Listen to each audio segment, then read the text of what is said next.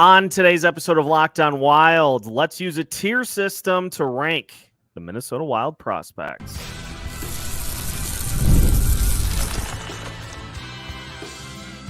You're Locked On Wild, your daily podcast on the Minnesota Wild, part of the Locked On Podcast Network, your team every day. What's happening, everybody? Welcome into another episode of Locked On Wild, your daily Minnesota Wild podcast, part of the Locked On Podcast Network, your team every day. And we thank you for making Locked On Wild your first listen each and every day. Make sure you subscribe on YouTube and your favorite podcast platforms so you don't miss out on any new episodes throughout the week. Today's episode of Locked On Wild is brought to you by FanDuel. Make every moment more. With the playoffs in the books, the sports are not sportsing the way that we want them to. But this summer, FanDuel is hooking up all customers with a boost or a bonus daily. That's right. There's something for everyone every day, all summer long. Visit FanDuel.com/LockedOn to get started. On today's episode of Locked On Wild, Zach Zeman joins us, and we're going to go through a little exercise with the prospect pool here today, trying to determine the players who are going to be, those elite franchise impact players, the good prospects that could potentially make a lesser impact, and the guys where we're like, I don't know. My name is Seth Topol, your daily Minnesota Wild insider, as mentioned, joined by Zach Zeman here today. And Zach, we had a lot of reaction to free agency yesterday, so more today as well. So we're just kind of going to move away from that area. And this is a good tandem piece with our draft recap that also dropped today. Just kind of looking at now, especially on the Zeev Buium front, like where does he slot in amongst the rest of these prospects? And,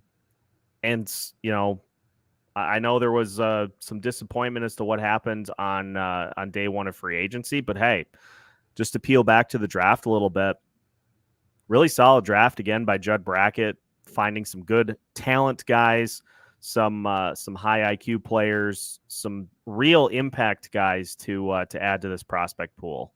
Yeah, I mean, it's definitely a memorable draft there in Las Vegas, especially in the Sphere. And, when a guy who was supposed to go top 10 falls to you, you trade up for him as well. And, it's about how good it could have ever gone. This team got a solid defenseman. I think it's, we've been, as like Twitter was like live. Everyone was on Twitter like, oh my goodness, Buium, is he going to drop? And sure enough, he dropped enough where Billy G traded up and pulled the Vikings and grabbed this guy. Get him. Yeah. Buium's that guy. What I was shocked at was just like, how do you fall? I mean, we saw Iginla go. We saw a lot of like different up and downs. Like the mock drafts were all over the place. And, when you can pounce on an opportunity to draft a defenseman, at that point, it's kind of like best available. You pounce on it. And I think Buium can make that impact real quick. I think all of Twitter was just, favor Buium for the next decade. It's just, it's going to be sweet to see. Definitely a really cool story live in the Sphere. It was a spectacle for sure. Yeah. And it was one of those rare times that you can take a position of need while also getting best player available. And so thanks to Philly for allowing that to happen. And we definitely, and it's one of those things too. I talked about this on the Soda Pod stream. I talked about this leading up to the draft. Is there's always something that happens on the day of the draft that you can't forecast, that, somebody has kind of a change of mind. Somebody's like, let's sleep on this and see how we feel in the morning. And they get up that next morning and they're like, we're going a different route. And like you said, forwards and centers went early.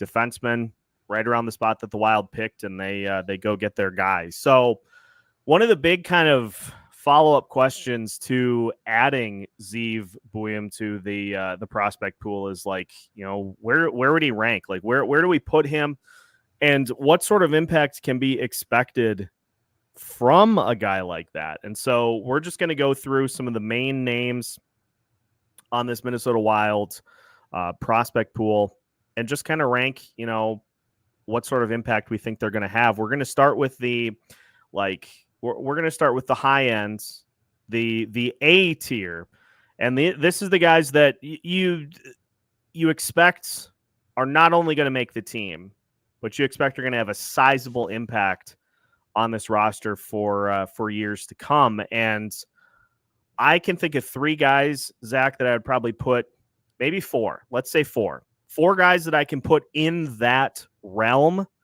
of like high impact players that can really make a big difference on this roster down the line. So if we're going A tier, which is the high impact tier, I'm going Jesper. I'm going Danila Yurov. I'm going Zeev. And I'm going to go Riley Heidt right off the bat. Yeah. I think those 4, especially let's just start with Jesper for a little bit. It's long been expected that he is going to take the reins as the number 1 goalie for this team. Whether that happens this year, whether it happens next year, it's widely been expected that it's going to happen, and that you're just going to pass the torch and you're going to be able to plot him in as the starter and just forget about it because he's that talented and he can make that big of an impact in a spot that, the Wild have had a couple of good ones over their franchise history. He has a chance to put himself in that list too, depending on health, depending on the team around him. He looks like the real deal for the goalie position. Yeah, let's remember that shutout against Chicago, last season. That's definitely one of the bigger stories of the regular season last year and, just the year in general. Yeah, I mean, obviously we've seen his capabilities and how much of an impact he can make. Clearly an A-tier player, goalie, franchise player, such a good draft. Like it was so awesome. And it was just like, hey, we got a guy who can finally make an impact. The Wild had an opportunity last year to bring up a lot of guys up and down and get a lot of people in the system, get some good feels. Wallstedt's one of those guys who can really, we saw it make an impact. And I should lay out too, like when I say A tier, these are the guys that, because when we go to the B tier guys, those will be guys that will make the NHL too, or that we expect will. These are the guys that are going to have, I'm talking top line impact, top pairing defenseman, starting goaltender, that sort of key impact on this team. And Jesper definitely is going to be one of those guys. But I think the one that everybody is just waiting to see is this missing link that he's become good buddies with Kirill. Danila Yurov has got to be on this list too, because he projects to have high-end impact, top-line guy. At this point is projected to be a center. And so you got to put him on that level too, because guess what? I know Joel Eriksson Ek has performed admirably. He's definitely at worst your 2C. He's filled in on the 1C and has done just fine. But there's a chance Danila Yurov could be a bona fide, set it and forget it 1C for this Minnesota Wild team. Yeah, there's proven records over in the KHL about his performance. And, just seeing those records of him beating Kirill's and Kuznetsov's scoring record of under 21-year-olds, making a difference in the KHL. Hopefully that transitions into the NHL. This is a guy who, so far we've talked on the show of a goalie and a defenseman ready to make an impact. And here's a forward. So it looks like a pretty well-built A tier the Wild could potentially have moving forward here. And I think it's, the numbers talk right now. And I think it's, all the Russian, and it's alongside Kirill. I can't even ask for a better prospect. It's let's go. Let's get these things fired up. We just would love to see the potential, because he's got. We've been waiting. We've been waiting for a while. We've been waiting for a hot minute for this, but I definitely put him in that A tier as well. Another guy in the A tier, that is, we just drafted him, and so this is exciting to put a defenseman in this realm too. Let's talk about Zeev Buium a little bit, because he's going back to Denver for his for the season, but it's not going to surprise me at all if he goes the same route that Brock Faber did. Goes back to school once the season is done, signs his ELC, and then he comes in, and he obviously is more known for, he's no slouch defensively. He's obviously more known for his offense. He can run a power play. He can do a lot of things. And I think you talk about a guy who, like, fans have just been just drooling since the draft at the thought of Buium and Faber together and complementing those skills. Like, Zeev has got to be somebody too that, he projects into that A-list tier right now. I mean, yeah, clearly before the draft, a ton of mock drafts, I already said this, but a ton of mock drafts had this guy going super early. And I mean, if you can just sit at 13, move up to 12 and snag a guy like that, it really shows that, hey, you fell to us, we're taking you, and we're going to put you in the A tier real quick. It was really cool. One of my coolest things that I thought of was, Denver came to the X, and a lot of Wild fans already got to see that. Little did they know he'd become a Wild real soon. And so I think a lot of Wild fans are excited about this one. And yeah, I mean, having a solid, defensive core, like with him in it, with Faber, two young guys at that time, like it's going to be something special. And I think, hey, having a solid defensive core when you're like starting to get more money back from the buyouts is a huge thing to have. And hey, he just fits that. It very much feels like the new guard with Brodin and Spurgeon. They continue to add the years on. Spurgeon is obviously a few years ahead of Brodin, but it feels like they've got a solid start to that next group. And now we're just kind of waiting to see how the rest of the defensive prospects in Iowa pan out, because there are some more guys that could certainly factor into that mix as well that we'll talk about here in a little bit. But one final guy that I wanted to put, and this is the A tier. Like, this is the bona fide, legit prospects. Riley Heidt is the final one that I'm putting in the A tier here, because he has terrorized the WHL for years. 100+ points. He led the entire Wild organization in points this past season. Great offensive prowess, great shot, great skill. There's a reason that there is potential that we see him get at least a look on the NHL roster this year. And that's because he's done everything in the WHL. There's not a ton that he can learn at the AHL at this point. So it's either NHL or right back to Canada, but he's very close too. Yeah. I mean, another thing is, like, it's exciting to see all that. And, the face-off guy, like, we need a solid face-off guy other than just Eck.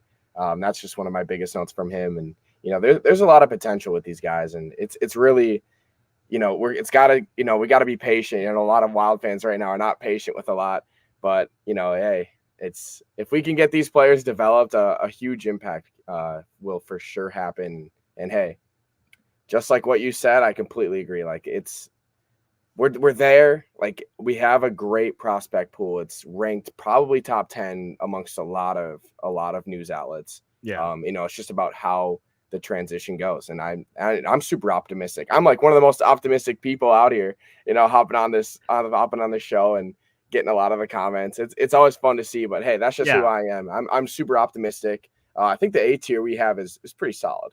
Oh yeah.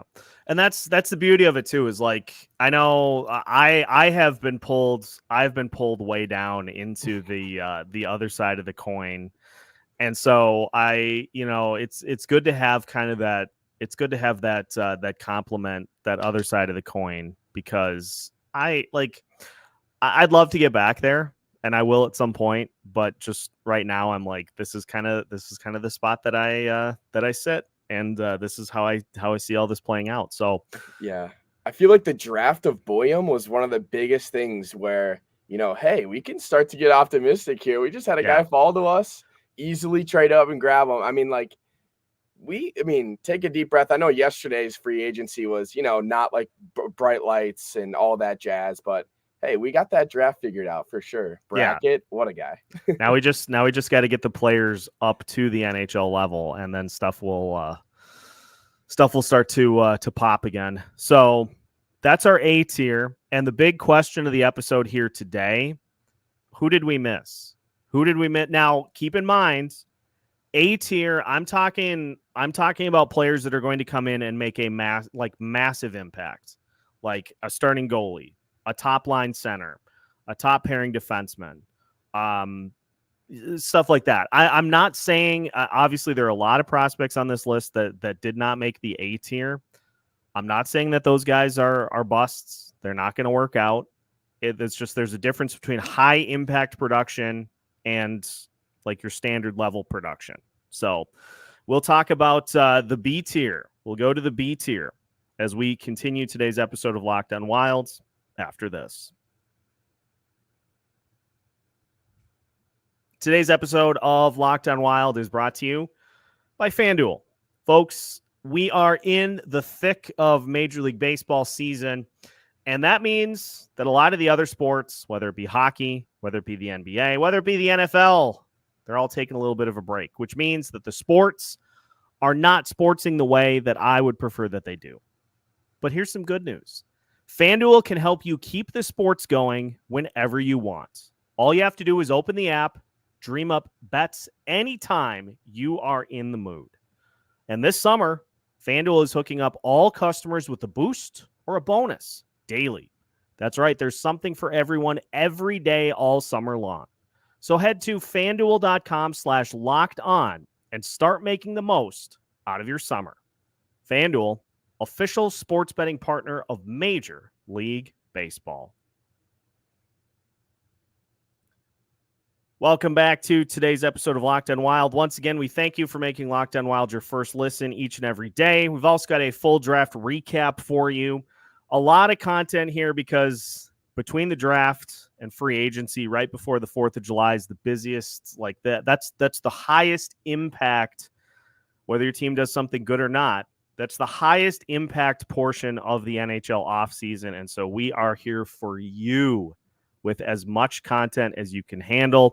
I'd also like to invite you to check out our live stream from Sunday, where we talked to former North Stars forward Jack Carlson. A fantastic interview. I'll be cutting that up into an actual episode for you throughout this week. So that'll be another something that you can tune in the car on your way to wherever. I know I'm going to be probably in the boat a few days over the 4th of July holiday, but Locked On Wild will still be here for you. So stay tuned for that throughout the rest of the week.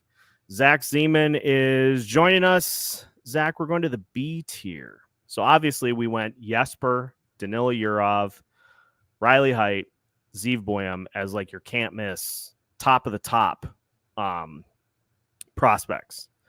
We got a lot in the B. The B tier is going to be a bunch. And so I'm just going to go through the guys that I think, these will be players that I think will make the NHL at some point. They'll produce. Some of them will be just below that A tier. Some of them will, just be above that C tier. But let's start with a couple of the ones right off the bat. Marat Khusnutdinov and Liam Ohgren.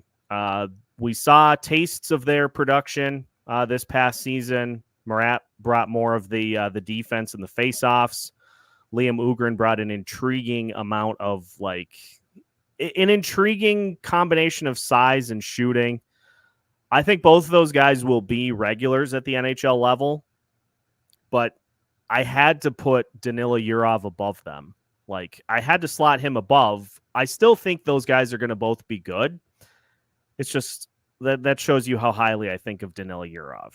Yeah, I'm going to go back to Khusnutdinov. I think we had a great couple of games where we saw Khusnutdinov and where he fits in the lineup. Obviously, it was bottom 6 where the Wild needed him the most, and that's a perfect spot for him to fit in. I think B tier. It's like Khusnutdinov was not a failure. He was not expected a numbers, like all this great stuff. But where he fit, I thought was pretty fun. I met a couple of fans, out in St. Louis who were like, I'm kind of concerned about his ability to make an impact. And I was like, well, he's only been here for like X amount of games. Like I mean, it's just a lot of people are angsty and antsy to get like super quick answers. And I think, Khusnutdinov played a really important role. I mean, obviously at that point of the year, you're just hoping to, sustain like significant points and like not fail. Like you're not put into a higher role,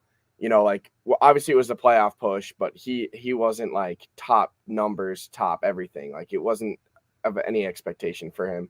So I think B tier is absolutely where he belongs. I feel like the Wild know that as well, and he played a significant role. Let's not forget that last year. Yeah, third line center, because you've got Eriksson Ek, you've got Rossi, especially when you get Danila Yurov in the folds. Like this, all of a sudden you've got a little bit of depth at the center position. But I like Marat because his defense was the thing that kind of got him here first. The offense is going to come. The defense is the thing that got him here first, and the speed. Kid can motor. I don't care what ESPN Advanced Analytics say. Kid can motor.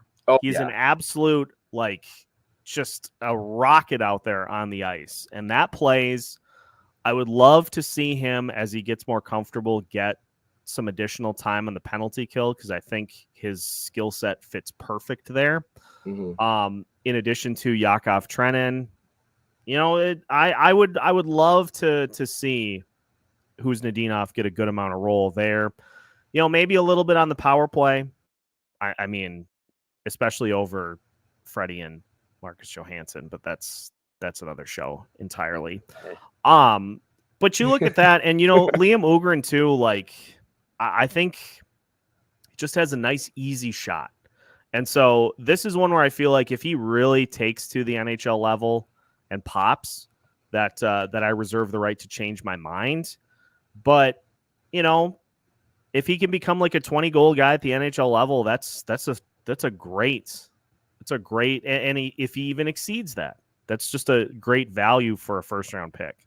Yeah, I mean, absolutely. One of the biggest things I saw was yesterday was like the Wild were soft, and it's always good to get like newer, like bigger presence.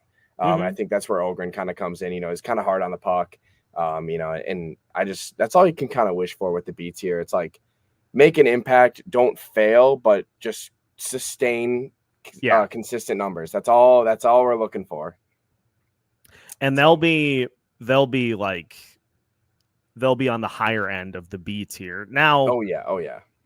The defense is the interesting one, because you've got all these guys, and Jack Pert, I would say, probably on the higher end of the B tier.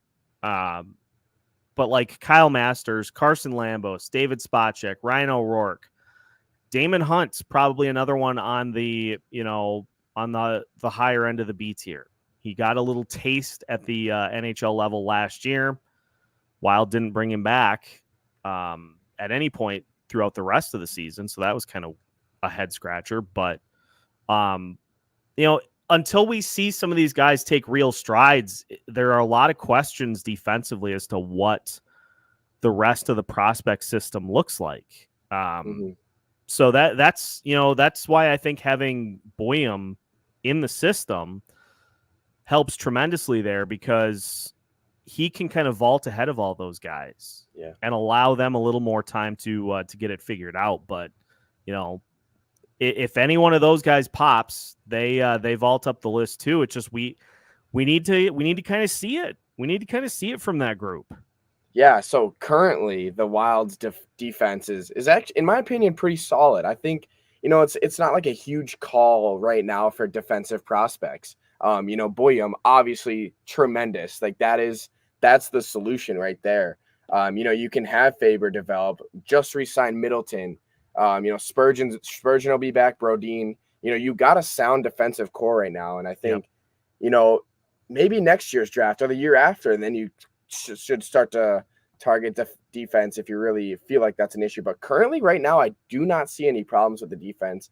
It's obviously cool to see the A-tier guys like the centers and all that stuff, because that's what we've been wishing for years, it feels like. Yeah. And, it's exciting for sure. But, yeah, the defense right now, Buium, I mean, let's go back to that. Like, oh, that's so good. It's so refreshing, and I feel like that's just going to be a great addition alongside Faber here in the next couple of years. Yeah, most definitely. Yeah. I'll throw out a couple of names that I'll be keeping an eye out over the course of this season due to sheer level of intrigue to finish off today's show. That is on the way as we continue today's episode of Locked On Wild after this.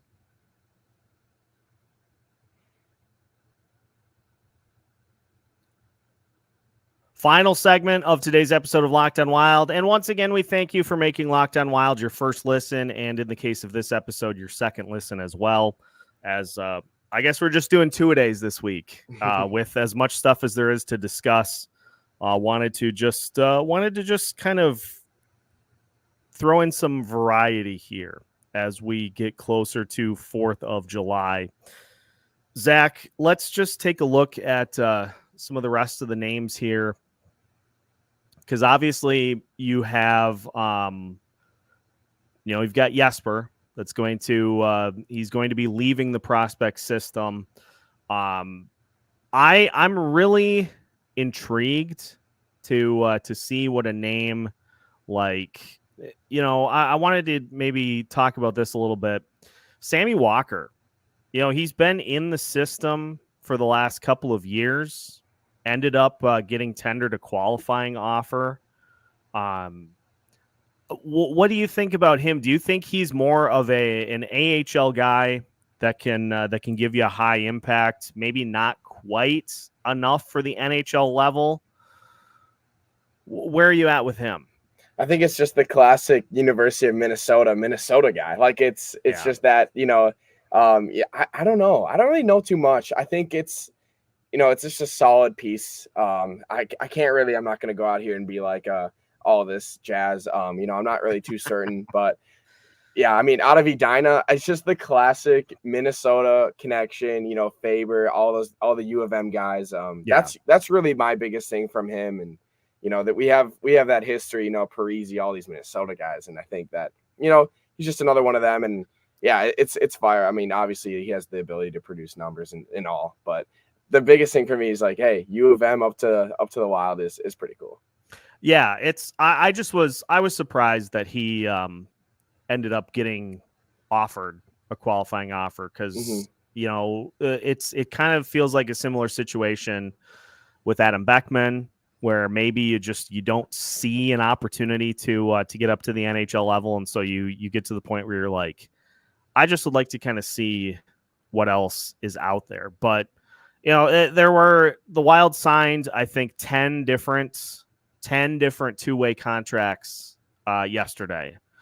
And so as frustrating top to bottom as the season was last year, we've really seen especially at the Iowa level, trying to get some depth so that this organization doesn't get spread so thin again. And whether it's quality depth or not, that remains to be seen, but it is definitely depth, and that'll help, I think, slot some of these younger players into better spots in the lineup, and it will lead to them not being relied upon as much, because I think some of these guys probably being asked to do a little too much at this point. I don't know. It's going to be interesting to see what sort of a year Iowa has this upcoming season. Yeah, I mean, last year we got to see how many people, up and down the roster control in Iowa and how they were struggling. It was like, oh my goodness, there was a lot last year, and I think it was definitely overwhelming for these prospects. I mean, it's good to get them in, and it's good to get reps in towards the end of the year there, but I mean, at what point is it just like too much? And obviously you kind of have to finish out the year with all the crap that the Wild were dealing with, injury wise and filling. But I mean, it was tough. And I think, we'll start to see more stability down there. I feel like it'll start to develop more in the Wild, hopefully with less injuries can maintain some consistency up in the NHL. Would certainly help, but we'll just have to wait and see Yeah. how things progress. All right, we're gonna finish with a couple of quick hitters here. Filip Gustavsson still on the roster. Between now and the end of the season, between now and the end of the off season, is Filip Gustavsson still on the roster? Yes or no? For the sake of this episode and actually my own opinion, I don't think so. I think this is the year where you give Wallstedt the ability to stay up in the NHL behind Marc-Andre Fleury. I mean, I can't even think of a better mentor for a guy like Wallstedt, especially if he's considered a significant piece, a significant goalie to the league. You got to give him that leadership. You got to give him those games, no matter what. This is the year. We saw it last year. He got blown out by the Stars, but he also shut out the Blackhawks. And I think this is a guy who if you can really give consistent numbers, whether it be a solid backup to Fleury, or if you literally go 50-50, like it's been going with Gustafsson and Fleury recently, give him the time, give him the games. This is the year. I think it's going to be a letdown if Gustafsson is still on this roster. Obviously, it'll just limit Wallstedt's ability to develop, and I think that's a huge factor of this next coming season. Yeah, and it all comes down to, another one of these signings, Marc-Andre Fleury for one more year. It's like, you could have just gone Gus and Jesper and been okay with it, but I don't know. Final one. This is the big one, and I just want to throw out there so that nobody gets it twisted. Before I even say it, I am not in favor of trading this particular player, but he continues to be mentioned now, especially with the rumors of the Patrick Laine stuff kind of starting to heat up a little bit. Is Marco Rossi on the roster by the time the season begins? Yes or no? I don't even think I'd be shocked either way. I'm not going to go out here and say, yeah, 100%. I'm also not going to go out here and say no 100%. If the right return is there, in the current season, then move him. If not, give him another year, wait for hopefully what can be a promising season. If not, sure, the trade value is going to diminish, but you gave him another shot. And I think Rossi deserves that with this team. But then again, hey, if the right offer is there, business is business. You kind of just got to go with it, just like the Stamkos news. It's just business. So, hey, I wouldn't be surprised either way. What about you? What do you think? I'm going to say he is, with the hope that my hope is that the right offer is too much, that no team is willing to pay it, and that all of a sudden we don't get to the end of the offseason and it's like, well, now it feels like we kind of have to do something. I would rather not have that be the case. And so I'm going to say that he is. I'm going to say that hopefully, whether it be Ryan Hartman or whoever, Liam Ohgren, whoever it ends up being on that second line, Riley Height's going to give him some better help, and that he's going to pop off this year. That's my hope. The optimistic guy you're talking to. Yeah, here. I'm right with you. I came back. Let's go. So we'll see what happens. But today's question, let me know what players we missed for the tiers. Obviously, there's a ton of prospects, and I'm going to probably for Thursday or Friday do like a full-fledged rankings episode for the Wild prospect pool. Did we get it right with the A tier players? Did we get it right with some of the B tier guys? Where are you at with the Minnesota Wild prospect system? Let us know in the comments, and I'll further flesh that out. There's so much to get to with that. Mm-hmm. So we'll further flesh that out here over the off season. But I want to do like organizational depth, prospect rankings, those sorts of things to look at kind of where we're at, where we need to go as we navigate the rest of the offseason. But that'll do it for today's episode. Thanks to everybody for tuning in. Make sure to hit that like button on YouTube and to subscribe on your favorite podcast platforms so you don't miss out on any new episodes throughout the week. We've got them for you every Monday through Friday as part of the Locked On Podcast Network.